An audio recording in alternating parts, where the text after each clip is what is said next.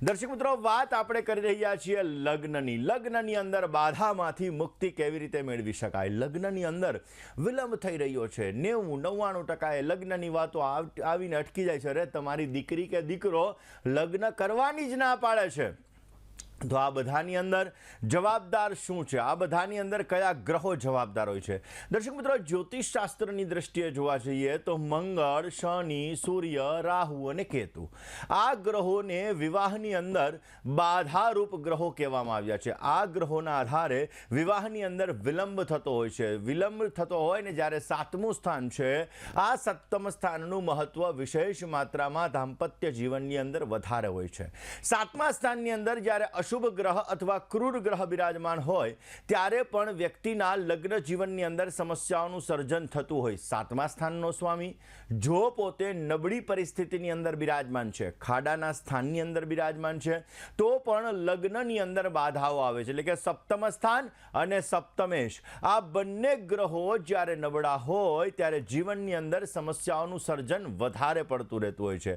દર્શક મિત્રો, ઘણી બધી વખત એવું બનતું હોય છે કે દીકરો દેખાવડો સારો છે, દીકરાને જોબ સારી છે, દીકરાના જીવનની અંદર એમ કહી શકાય કે સારામાં સારું પેકેજ છે, નથી તમાકુ, પાન, માવો, કોઈ પણ પ્રકારનું વ્યસન નથી, છતાં પણ એના લગ્નની અંદર બાધા આવી રહી છે। દીકરી દેખાવડી છે, રૂપાળી છે, ભણેલી છે, એનું પણ પેકેજ સારું છે, છતાં પણ એના લગ્ન નથી થઈ રહ્યા, તો એમાં પણ ક્યાંક ને ક્યાંક એના ગ્રહો જવાબદાર હોય છે અને આ ગ્રહોના લીધે જીવનની અંદર ક્યાંક ને ક્યાંક સમસ્યાઓનું સર્જન થતું હોય છે। દર્શક મિત્રો, લગ્ન કુંડલીની સાથે સાથે હંમેશાને માટે નવમાંશ કુંડલી જોવી બહુ મહત્વની હોય। મહાદશા, અંતરદશા, પ્રત્યંતર દશા આ બધી વસ્તુઓ જોયા પછી લગ્નની અંદર બાધાઓ શા કારણોસર આવે છે આ વિષય ઉપર આપણે વાત કરી શકતા હોઈએ છીએ। પરંતુ મુખ્ય કારણ છે સાતમા સ્થાનની અંદર શનિ મહારાજ।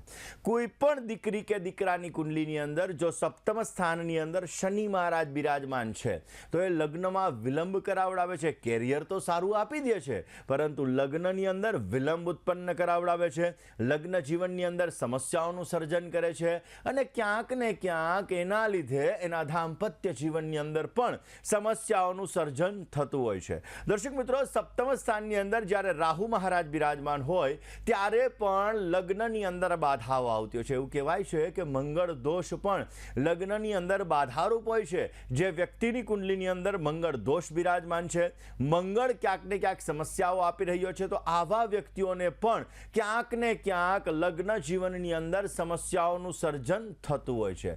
સુખી લગ્ન જીવન માટે હંમેશાને માટે 12મું સ્થાન અને 11મું સ્થાન આ બે સ્થાન બહુ મહત્વના હોય છે। સપ્તમ સ્થાન લગ્ન થવા માટે, સુખી લગ્ન જીવન માટે 12મું અને 11મું સ્થાન જોવું બહુ જ જરૂરી છે।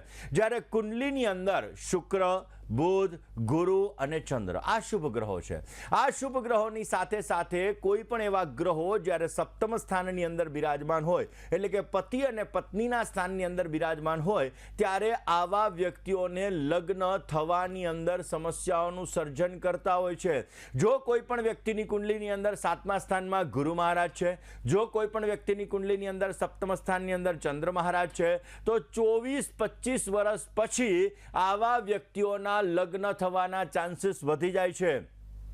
આવા વ્યક્તિઓને 24-25 વર્ષ પછી લગ્ન થતા હોય છે ને સારું માગું પણ મળતું હોય છે। જો ગુરુ એકલો સપ્તમ સ્થાનની અંદર બિરાજમાન હોય તો આવા વ્યક્તિઓના જીવનની અંદર જો મંગળ ક્યાંક ને ક્યાંક શુભ પ્રભાવ પાડતો હોય તો આવા વ્યક્તિઓના જીવનની અંદર લગ્નમાં થોડો ઘણો વિલંબ થાય પણ પાત્ર સારું મળતું હોય છે। જ્યારે સાતમા સ્થાનની અંદર રાહુ મહારાજ હોય તો લગ્નમાં પણ સમસ્યા કરે, લગ્ન જીવનમાં પણ સમસ્યા કરે। સાતમા સ્થાનની અંદર શનિ મહારાજ હોય તો આવા લોકોના લગ્નમાં વિલંબ થતો હોય, સપ્તમ સ્થાનની અંદર કેતુ મહારાજ હોય તો પણ આવા વ્યક્તિઓના લગ્નની અંદર વિલંબ કરાવડાવતો હોય છે। એટલે તમારી દીકરા અથવા દીકરીની કુંડલીની અંદર આ વસ્તુ જોવી બહુ જ જરૂરી છે કે કયા ગ્રહોના આધારે લગ્નમાં વિલંબ થઈ રહ્યો છે, કયા ગ્રહોના આધારે ક્યાંક ને ક્યાંક જીવનની અંદર સમસ્યા થઈ રહી છે।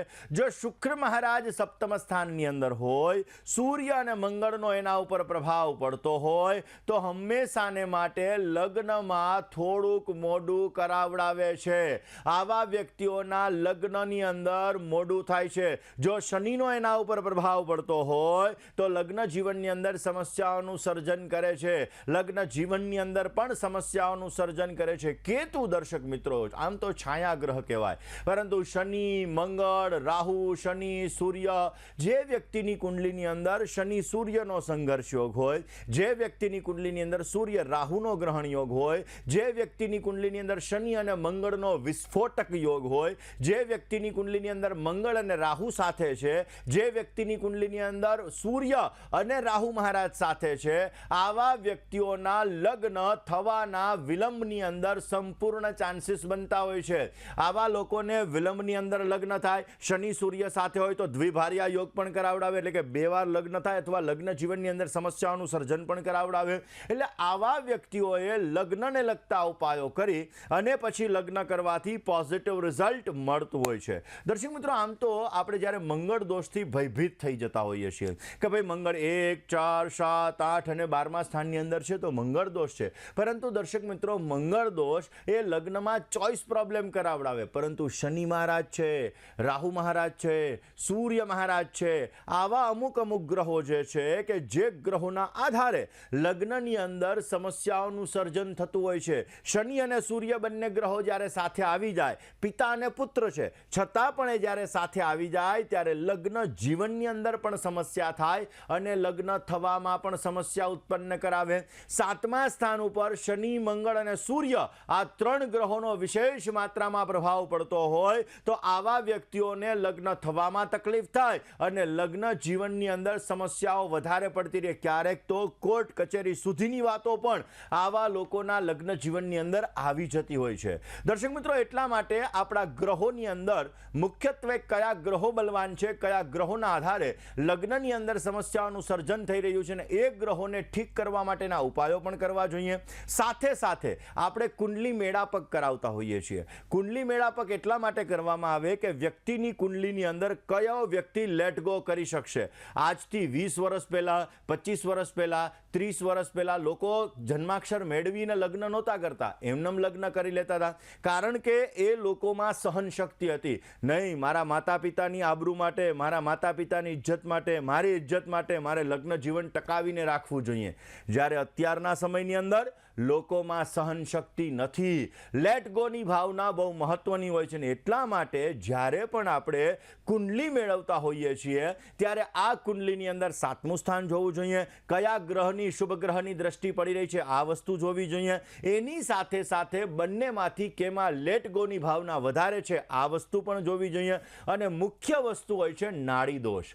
નાડી દોષ જો કોઈ વ્યક્તિની કુંડલીની અંદર થતો હોય અને એમાં પણ મધ્ય ને મધ્ય નાડી હોય, નક્ષત્રના ચરણ એક હોય તો લોકોને સંતાન થવામાં સમસ્યા થાય. બાકી નાડી દોષની અંદર ઘણી બધી વખત મેં આદ્ય અને આદ્ય નાડીમાં, અંત્ય અને અંત્ય નાડીમાં પણ સંતાન થયું હોય એવા મેં વસ્તુઓ જોયેલી છે. છતાં પણ આપણે હંમેશાને માટે જન્માક્ષર મેળવી અને પછી લગ્ન કરવા જોઈએ જેથી પોઝિટિવ રિઝલ્ટ મળતું જણાય. લગ્ન માટે દર્શક મિત્રો જ્યારે 7મ સ્થાન જ્યારે તમારું દૂષિત થતું હોય ત્યારે નાના ઉપાયો દ્વારા પણ તમને પોઝિટિવ રિઝલ્ટ મળે છે. પુરુષો માટે લગ્ન જીવનનો કારક ગ્રહ શુક્ર છે.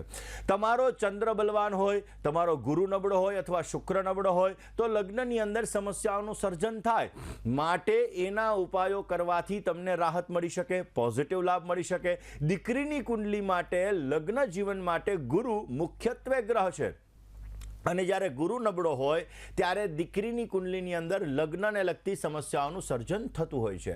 આ જ વિષય ઉપર આપણે વાત કરીએ. નાના નાના ઉપાયો વિશે પણ આપણે ચર્ચા કરીએ. દર્શક મિત્રો આપણે લગ્નની વાત કરી રહ્યા છીએ. લગ્નની અંદર ક્યારે બાધાઓ આવે છે, લગ્નની અંદર ક્યારે ક્યારે સમસ્યાઓ સર્જાય છે. કુંડલીમાં જ્યારે 5 તત્વની અંદર વાયુ તત્વ જ્યારે વધારે પડતું થઈ જાય છે ત્યારે પણ લગ્નની અંદર બાધાઓનું પ્રમાણ સર્જાય છે. દર્શક મિત્રો જ્યારે કુંડલીની અંદર 5 તત્વ એની અંદર અગ્નિ તત્વ અને વાયુ તત્વ જ્યારે વધી જાય ત્યારે પણ લગ્નની અંદર બાધાઓ આવતી હોય છે, લગ્નની અંદર વિલંબ થતો હોય છે. એક્ઝામ્પલ તરીકે તમારી કુંડલીની અંદર ચંદ્ર નબળો છે, ચંદ્ર શનિની સાથે બિરાજમાન છે, ચંદ્ર ખાડાના સ્થાનની અંદર બિરાજમાન છે, ગુરુ તમારો નબળો છે, ગુરુ ખાડાના સ્થાનની અંદર બિરાજમાન છે, ગુરુ રાહુની સાથે બિરાજમાન છે, શુક્ર તમારો નબળો છે, શુક્ર ખાડાના સ્થાનની અંદર બિરાજમાન છે, તો સમજી લેવાનું કે તમારા લગ્નની અંદર વિલંબના યોગો જણાઈ રહ્યા છે. કુંડલીની અંદર જ્યારે મંગળ દોષ હોય ત્યારે પણ લગ્નની અંદર ચોઇસ પ્રોબ્લેમ થતો હોય છે.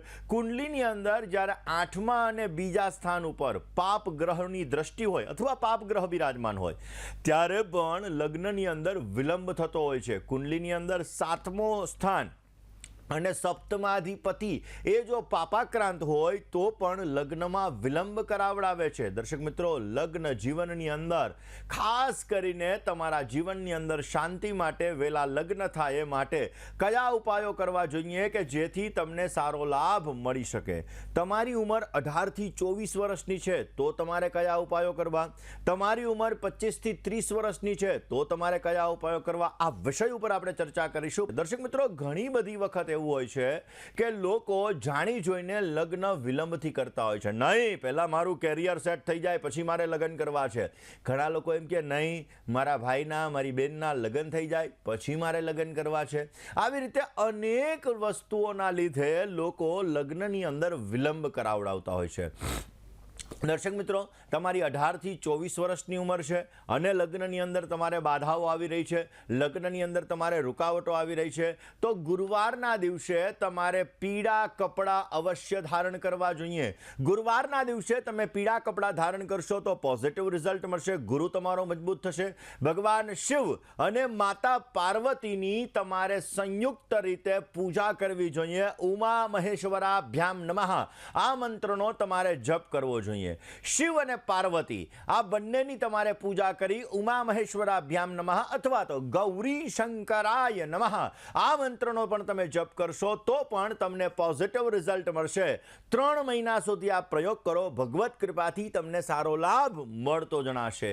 તમારી ઉંમર 25થી 30 વર્ષની છે, લગ્નની અંદર વિલંબ થઈ રહ્યો છે તો તમારે કયો ઉપાય કરવો? કયા ઉપાયો દ્વારા લગ્નની અંદર આવતી બાધાઓ તમારી દૂર થઈ શકે? દર્શક મિત્રો, 7મે શનિ છે અને લગ્નમાં બાધા આવે છે તો કયા ઉપાયો કરવા? આ વિષય ઉપર આપણે ચર્ચા કરીએ. દર્શક મિત્રો, તમારી ઉંમર 25થી 30 વર્ષની છે, લગ્નની અંદર વિલંબ થઈ રહ્યો છે કારણ કે અત્યારે નોનસ્ટોપ લોકો 24 વર્ષની આજુબાજુ એનું કેરિયર સેટ થાય પછી 25થી 30 વર્ષમાં લગ્ન કરવાનું વિચારતા હોય. 25થી 30 વર્ષની તમારી ઉંમર છે છતાં પણ તમારા લગ્ન નથી થઈ રહ્યા તો તમારે કયા ઉપાયો કરવા જોઈએ? પહેલામાં વહેલા તો પીળા કલરના કપડાં ધારણ કરી અને તમારે ભગવાન વિષ્ણુની પૂજા અવશ્ય કરવી જોઈએ. ભગવાન શિવની પણ તમારે પૂજા કરવી જોઈએ. જ્યારે ભગવાન શંકરની પૂજા કરવા માટે બેસો ત્યારે સુગંધીદાર અત્તર લેવાનું, અત્તર ભગવાન શિવ ઉપર તમારે અર્પણ કરવાનું, એના પછી તમારે જલ અર્પણ કરવાનું, એના પછી તમારે પાર્વતી પતયે નમઃ આ મંત્રનો તમારે 108 વાર જપ કરવાનો અને આ પ્રયોગ તમારે 21 ગુરુવાર સુધી અવશ્ય કરવાનો. ભગવત કૃપાથી લગ્નની અંદર આવતી બાધાઓ દૂર થશે અને સારો એવો લાભ મળી શકે. દર્શક મિત્રો, ઘણી વખત કુંડલીની અંદર એવી બાધાઓ હોય છે કે વ્યક્તિના સંબંધ થતા નથી. વ્યક્તિની ઉંમર 31 વર્ષ, 32 વર્ષ, 33 વર્ષ, 34 વર્ષ, 35 વર્ષ સુધી વહી જતી હોય છતાં પણ લગ્ન નથી જતા. તો આવા લોકોએ પોતાના ઘરના પાછળના ભાગની અંદર જો ટેનામેન્ટ છે તો ઘરના પાછળના ભાગની અંદર કેળનું વૃક્ષ વાવવું જોઈએ. એ કેળના વૃક્ષની માવજત કરવી જોઈએ, અવશ્ય પોઝિટિવ રિઝલ્ટ મળે. બની શકે તો કેળના વૃક્ષની નીચે બેસી અને આવા લોકો ઓમ બ્રૂમ બૃહસ્પતયે નમઃ આ મંત્રનો 3 માળા જપ કરે તો પણ લાભ મળે, અથવા કેળનું પાન લઈ એના ઉપર બિરાજમાન થઈ અને ઓમ બ્રૂમ બૃહસ્પતયે નમઃ આ મંત્રનો 3 માળા જપ કરે તો પણ પોઝિટિવ લાભ મળી શકે. ગુરુવારના દિવસે નમક કહેતા મીઠાનું સેવન ન કરવું જોઈએ. બની શકે ત્યાં સુધી આ પ્રયોગ મિનિમમ 21 ગુરુવાર સુધી કરવાથી પણ પોઝિટિવ રિઝલ્ટ મળતું જણાય.